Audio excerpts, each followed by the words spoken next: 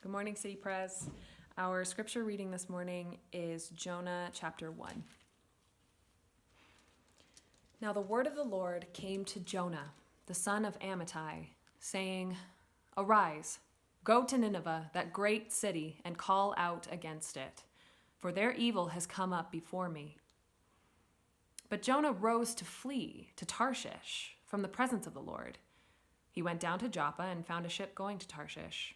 So he paid the fare and went down into it to go with them to Tarshish, away from the presence of the Lord.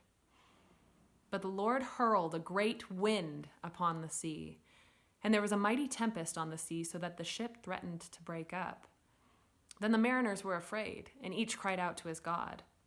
And they hurled the cargo that was in the ship into the sea to lighten it for them. But Jonah had gone down into the inner part of the ship and had lain down and was fast asleep. So the captain came and said to him, What do you mean, you sleeper? Arise, call out to your God. Perhaps the God will give a thought to us, that we may not perish.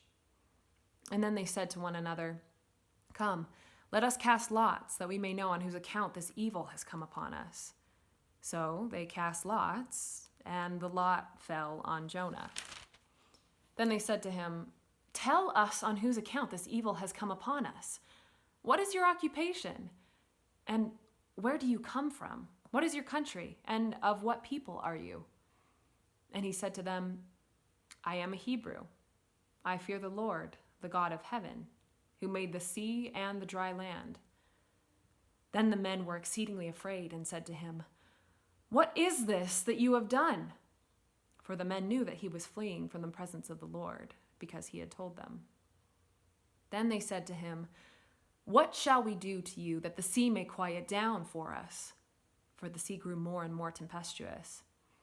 He said to them, Pick me up and hurl me into the sea, and the sea will quiet down for you. For I know it is because of me that this great tempest has come upon you. Nevertheless, the men rowed hard to get back to dry land, but they could not, for the sea grew more and more tempestuous against them.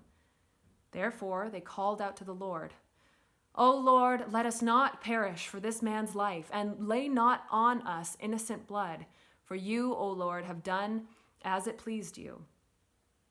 So they picked up Jonah and hurled him into the sea, and the sea ceased from its raging.